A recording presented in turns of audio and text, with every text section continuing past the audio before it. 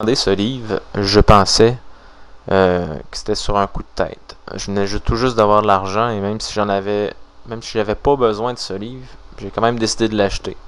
Faut dire que je m'attendais à rien. Donc la principale raison qui m'a poussé à acheter ce livre, en plus de ce que j'ai dit, ce que je viens de dire, c'était que je voulais savoir comment une société de vampires agissait, comment elle s'intégrait dans un monde de mortels. Immédiatement, pour ceux qui s'y connaissent et qui ne lisent pas en diagonale, vous vous demandez pourquoi je n'ai pas lu le dernier chapitre consacré à la Nouvelle-Orléans dans le livre de base de Vampire de Requiem. Bon, ben disons que j'ai juste pas fait attention. Bon, je passe de vite là-dessus, là. Mon erreur. Donc, le livre nous propose dans ses premières pages une description de la ville selon une histoire revisitée par les Kindred, les apparentés, si on veut une traduction française. Je ne m'attarde jamais à ce genre de description historique au début de ma lecture d'un supplément, parce que je veux voir le cœur de la bête. Ça ne m'intéresse pas de savoir comment la ville s'est développée avec l'aide des vampires. Ce genre de chapitre, je le lis quand j'ai tout lu le livre 2 fois et même encore, là.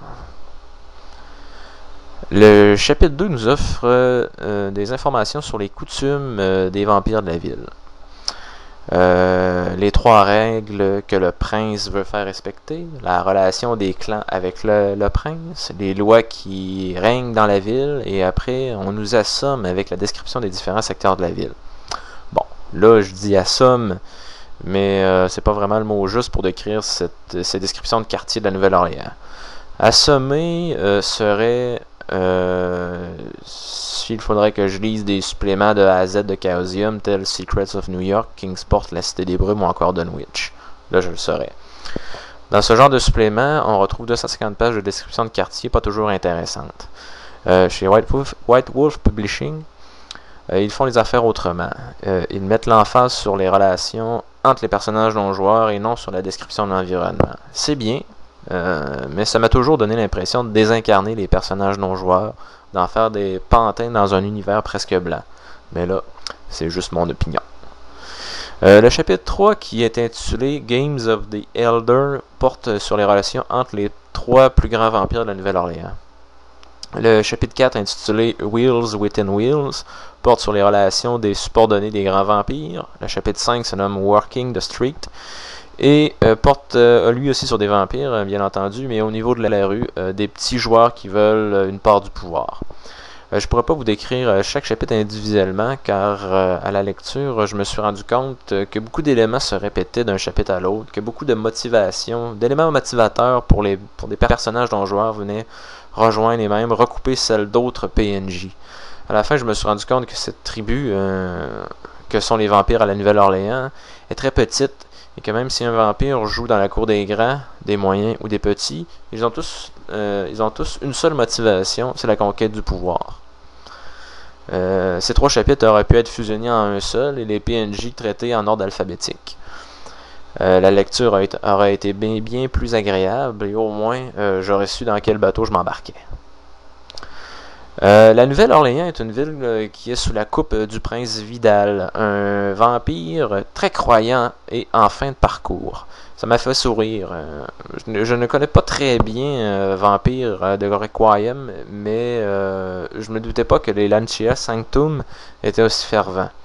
J'ai un peu de mal à me faire à l'idée que des morts croient en Dieu. Mais je me suis rendu compte que toute cette mascarade sert à une seule chose, conserver le pouvoir. En effet, et encore une fois, la religion sert à maintenir en place un gouvernement. On peut voir ça comme des catholiques et des protestants à une certaine époque. Le prince se maintient en place grâce à quelques loyaux suivants et en réutilisant toute la quincaillerie de la symbolique catholique dans chacune de ses cérémonies à laquelle il est présent. Bon, je passe vite là-dessus car je suis sceptique pour des raisons mentionnées plus tôt. Le prince aime ou aime pas. Il aime pas le vaudou, les Nosferatu, il aime les prêtres, les lieux sacrés, la religion. Toute la ville est façonnée à son image. Les Nosferatu sont presque éradiqués, les Lascia Sanctum sont puissants. Bien entendu, les grands vampires ne sont pas tous au même niveau de puissance. Devant un prince en déclin, il y en a 2 qui veulent sa place. Puis au chapitre suivant viennent les vampires de deuxième main. Entendez ici de second ordre. mais qui ont des liens avec les puissants. Il n'y a rien qui en ressort particulièrement, sinon que tous cherchent la même chose, le pouvoir. Bon, je passe vite là-dessus, car j'ai eu vraiment l'impression de lire une réécriture. Chapitre 5 répond aux deux autres, en fin de compte. Il propose au maître de jeu un terrain de jeu au niveau de la rue. Même l'auteur de ce chapitre nous dit dans son préambule, ce chapitre représente ce que les joueurs auront plus de chances de rencontrer. C'est comme si on me disait que les deux chapitres précédents n'auraient servi à rien, car les joueurs n'iraient même pas jouer dans la cour des grands. C'est comme dire à l'acheteur de ce supplément, tiens mon ami, nous avons écrit 2 chapitres qui te serviront à rien, mais comme notre livre ne fait que 144 pages, on s'est dit que les maîtres dedans ne seraient pas rire du monde. Bon, je passe là-dessus, ce genre d'ineptie d'écrivaillon à contrat, et je continue ma critique en direction du chapitre 6. Ce chapitre, un chapitre de remplissage encore à mon avis, ne contient que des avis sur comment créer une campagne à la Nouvelle-Orléans. C'est un genre de chapitre qu'on rencontre dans pas mal de livres de chez White Wolf, comme dans Mage the Awakening, la gamme de base de Mortel, The World of Darkness. Ensuite de ça vient une annexe, l'annexe A, et c'est une aventure. C'est tout, j'en dirai pas plus. Bon, mais je vous dirais qu'en conclusion, c'est un livre relativement bien pour un débutant comme moi, qui voulait comprendre comment une société de vampires pouvait fonctionner. Pas mauvais, mais seulement à emprunter à un de vos amis qui l'a. Surtout ne l'achetez pas. Vous ratez pas grand chose.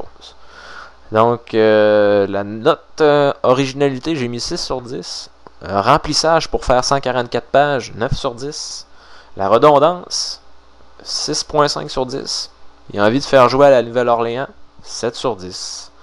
Eh bien, c'était ma première critique de livre. Ça me fait plaisir et j'espère avoir la chance d'en faire d'autres d'ici les prochaines semaines. Merci de m'avoir écouté. Au revoir.